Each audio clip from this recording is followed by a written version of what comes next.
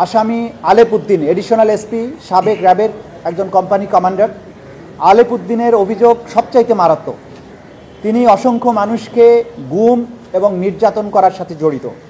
আজকে এই ট্রাইব্যুনালের কক্ষে আপনারা দেখেছেন, আমার পেছনে অনেকে দাঁড়িয়ে আছেন, যাদেরকে আলেপ উদ্দিন অপহরণ করে গুম করে বছরের পর বছর আটকে রেখেছিল, তাদেরকে নিষ্ঠুরতম পন্থায় নির্যাতন করেছিল। ইলেকট্রিক শক দেয়া, চোখ বেঁধে রাখা, উল্টো করে ঝুলিয়ে পেটানো, বিদ্যুতায়িত করা, এবং সবচাইতে মারাত্মক যেটা করেছিলেন যে একজন আসামিকে গুম করে রাখার সময়ে তার স্ত্রীকে, তার বিশ্ববিদ্যালয়ে পড়ুয়া স্ত্রীকে, তার স্বামীকে হত্যার ভয় দেখিয়ে তাকে বাধ্য করে একাধিকবার রমজান মাসে রোজা ভাঙিয়ে তাকে ধর্ষণ করা হয়েছে। এই তথ্য প্রমাণ আদি আমাদের কাছে এসেছে। আমরা এগুলো ট্রাইব্যুনালকে জানিয়েছি যে এরকম নিষ্ঠুর এবং জঘন্যতম অপরাধী যারা, তাদের ব্যাপারে তদন্ত কার্য পরিচালনা করতে সময় লাগবে, কারণ প্রতিদিনই নতুন নতুন ভিকটিমরা আমাদের কাছে অভিযোগগুলো নিয়ে আসছেন এবং তাদের তদন্ত এবং তাদের বক্তব্য, তাদের এভিডেন্স কালেকশন করার জন্য আমাদের সময় দরকার। এই সময় শেষ হলে যথাসময়ে তাদের ব্যাপারে তদন্ত রিপোর্ট দাখিল করে তাদের বিরুদ্ধে আনুষ্ঠানিক বিচার প্রক্রিয়া যাতে শুরু করা যায়, সেই ব্যাপারে আমাদের তদন্ত সংস্থা দিনরাত কাজ করছে। এটা ছিল আজকের দিনের প্রসিডিংস।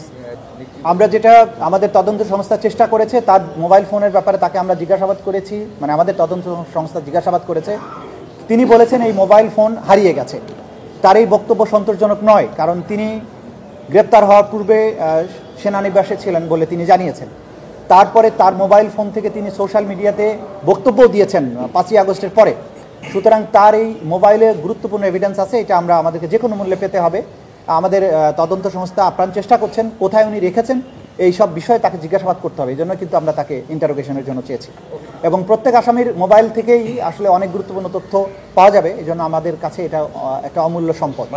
আজকে আমরা আরেকটা কথাও আপনাদের মাধ্যমে জাতির কাছে বলবো, যারা এই আসামিদের মাধ্যমে গুমের শিকার হয়েছিলেন, তারা দয়া করে তাদের অভিযোগগুলো আমাদের তদন্ত সংস্থার কাছে অথবা আমাদের আন্তর্জাতিক অপরাধ ট্রাইব্যুনালের প্রসিকিউশনের কাছে নিয়ে আসুন নির্ভয়ে। বাংলাদেশ এখন স্বাধীন হয়েছে। অপরাধীদেরকে যাদের বিরুদ্ধেই প্রমাণ পাওয়া যাবে তাদের বিরুদ্ধে যথাযথ আইনগত ব্যবস্থা গ্রহণ করা হবে।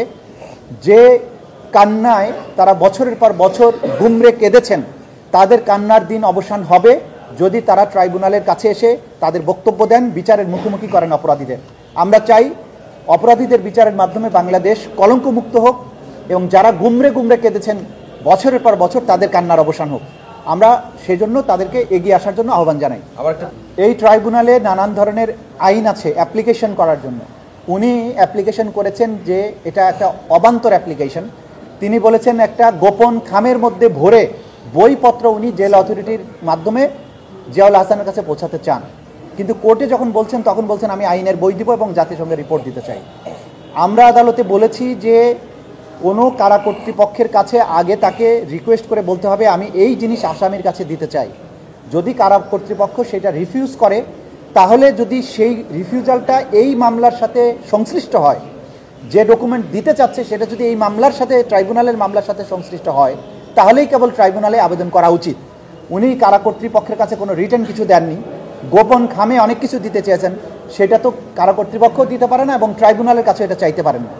এবং আমরা বলেছি যে একজন আসামির ডকুমেন্টস প্রাপ্তির অধিকার সৃষ্টি হয় তদন্ত রিপোর্ট দাখিলের পরে। আমাদের এই ট্রাইব্যুনালের আইন অনুযায়ী যখন তার বিরুদ্ধে ফর্মাল চার্জ দাখিল হবে, তখন প্রসিকিউশনের যে সমস্ত ডকুমেন্ট তার বিরুদ্ধে ব্যবহার করা হবে বলে আমরা মনে করব, সেগুলো সব কিছুর কপি আমরা তাকে দেব।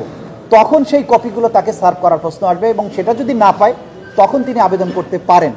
এখন আজকে কথা নাই বার্তা নাই, আমি জেল অথরিটিতে আমি এটা দিতে চাই সেটা দিতে চাই, যেগুলো এই মামলার সাথে কোনো সম্পর্ক নাই।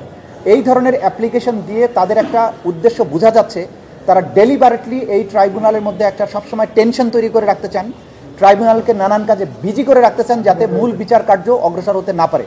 আমরা ট্রাইব্যুনালকে বলেছি এই জাতীয় ফ্যালাসাস, অযৌক্তিক, যেগুলো আইনের মধ্যে নাই, এই জাতীয় অ্যাপ্লিকেশন এন্টারটেইন করার কোনো সুযোগ নাই। নিশ্চিন্তে খান স্বাস্থ্যকর অল টাইম পান, অল টাইম হেলদি লাইফ।